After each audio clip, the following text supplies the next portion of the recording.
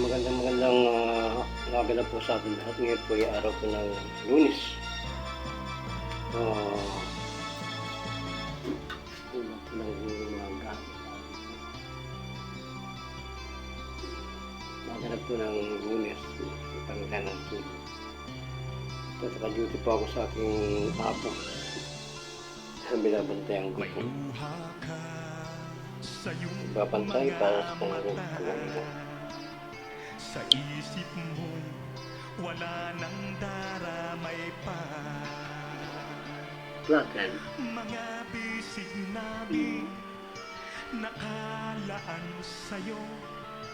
Gamot nami puso, sa sugat mo.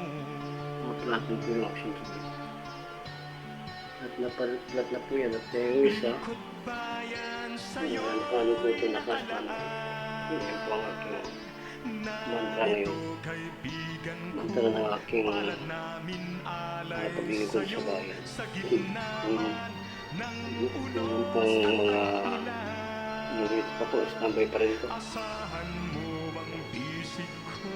Ako nakahirap ng lagayan na may mga COPD. At may nagtatanong po, talagang binabanatan ako kung ano raw po ang nangyari sa papa ko at parang nakikita po nila na may pagbabago. Siyempre, bumabati po tayo Luzon, Visayas, Mindanao. Kung paano po natin binanatan yung atake sa puso. Hindi nagsasalita at nandun pa po yung mga bodyguard tanod ng barangay ng sa Uyo ay talagang namanga sa ID po natin. Siyempre, pag nagkaroon po ng casualty at nagkaroon po ng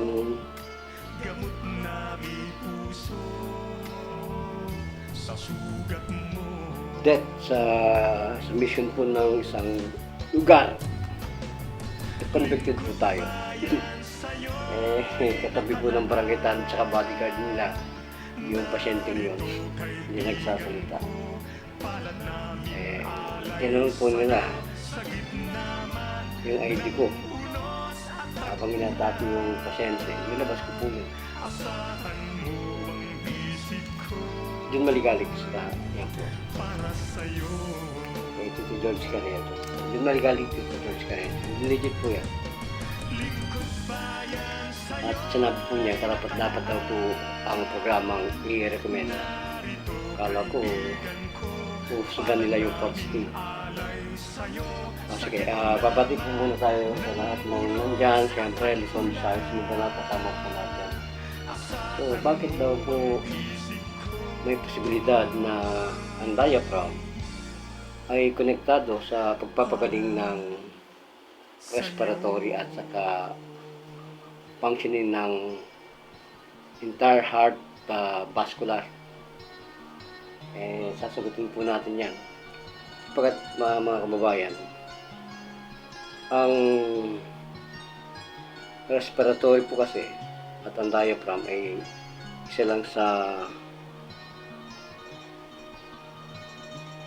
may angking crucial function na may responsibilidad sa ating hininga. Yun po yan. Sa ating hininga po yan. At ang pinakang main muscle po nito ay respiratory. Respiration. Kumbaga paghinga talaga. Ito po ay coating dome, parang simbahan, pasuka. No? Ang shape niya. Ganyan lang ang structure po nito at nagsiseparate sila sa ating pong chest, thoracic cavity, at dyan po sa abdominal cavity during the inhalation. Yan ang diaphragm. Pag nag-contract po yan, magpa-flatten. At kapag hindi po yan nag-flatten, yung pong ano yan, vacuum. Pag nag-expand po ang baga natin, yung chest cavity po natin, nandiyan po yung drawing ng ating hininga dyan sa ating baga. During po sa paghinga, ang chest po natin, cavity, ay nagkakaroon ng relaxing pressure at umuwi at bumabalik ang pressure na yan sa ating pong diaphragm, yung tinatawag natin na dome shape. Kaya mapapansin po natin, may mga vacuum na ang lakas. Kaya po minsan, yung mga may COPD, asthma, emphysema, relation po niyan, naghahabol na yun. Parang nagkakaroon sila ng hyperventilation. Kanya-kanya po yung mga kababayan na self-discovery. So, we should not go against with the tank oxygen, and we should not go against with our natural pressure of our breathing.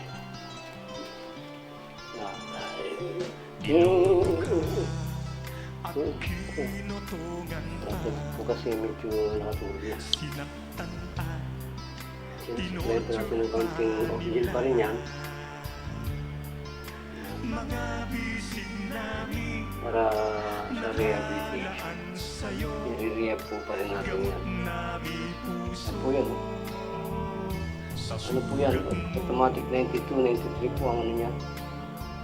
Naturalesa ng kanyang level ng oxygen sa katawan. 92, 94. Kaya po, nakamonitor tayo. At yun po ay totally drop out. Yung oxygen po niyan, totally drop out. At yung pinakang 1/4 ng kanyang breathing, it's go supporting the pressure from the tank oxygen. You know? Kung ang pressure po ng oxygen coming to the lungs of my bottle, let me say 90, siyang 445. Then may father breathe 45%, 90%. So until now, it's totally recovering. Ganun lang po ang nangyayari. At secondly, yung pong kanyang depression and anxiety. May vertigo. Ano? O, kamusta? Ano pakiramdam? Ano pakiramdam?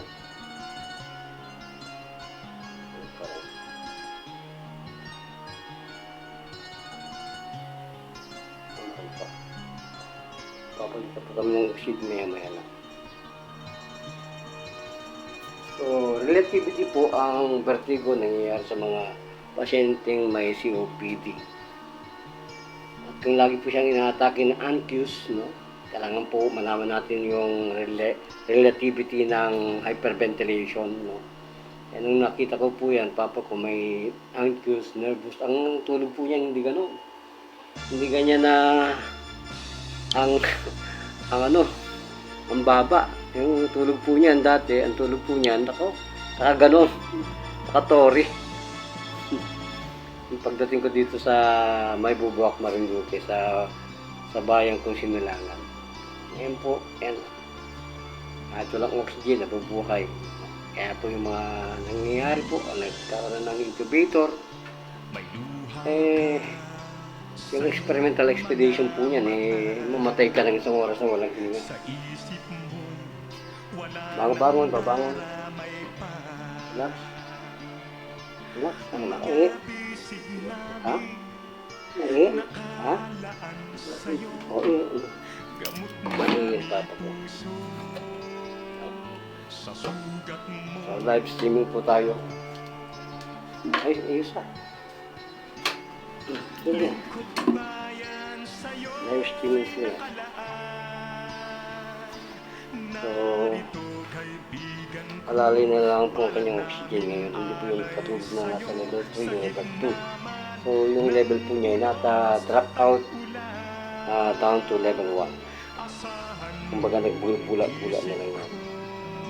So, pag na-hammer po natin at na-flatten yung dome shape ng diaphragm, it is actually the centered, what do you call that?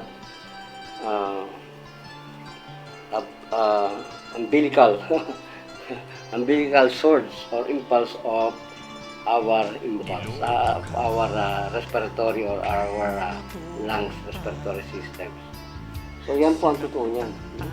Bakit maraming nahihirapan o yung mga location niyan, yung attachment yan, separations, functional breathing, na talakoy ko na po yan eh. Exhalation, no? In and out, abdominal pressure, coughing and sneezing. It's almost done. Once this is all done, and it's almost fixed by your doctor, especially your saliva, there's nothing more to engage and to be worth how to treat this emphysema. Again and again, I'm going to introduce myself. I am a Yu Kwang, assassin, Asian doctor, native. Parang pinababa lang ng native, pero yun to po talagang totoo. It's a clear form of physical and mental, emotional, spiritual treatment. Pagkaramdam tayo, okay? Walang pressure? Ha? Wala? Makain ka ulit siguro. So, sana po yung mga nagtatanong sa akin, nasagot ko na. Kagaya, kailangan po maging tahimik yun. Sariwang yung impulse pressure ng inyong reserved oxygen sa inyong diaphragm. So, nothing less, nothing more, mga kababayan. Ano pakiramdam mo? Wala na? Ha? Walang anxiety? Walang pressure? Walang vertigo? Ha? Wala, lahat na. Fix. Walang worry. Ilang oras ka natulog? Bakit yung iyong tulog ay hindi na mataas? Yan, medyo kulang sa breathing. Tay? Wala. Ha? Wala na. Okay. Wala na yung mo, NQs, wala na yung tiredness. Fix na. Kasi nasa 90 plus ka na, 93, 94 ang mo. Nakakatop ng yung drop down na oxygen level. So, babalik po natin yung level sa drop out. Ayan. Drop out 1. Ayan. So, gracias Philippines. I hope na nasagot ko na yung mga question, no? At una po sa lahat, dapat po yung inyong salivary, yan po ang unang maging drop out, mawala, malesser at talagang matonic. Ha? Matunaw. Ang ibig sabihin po ng tonic, it look like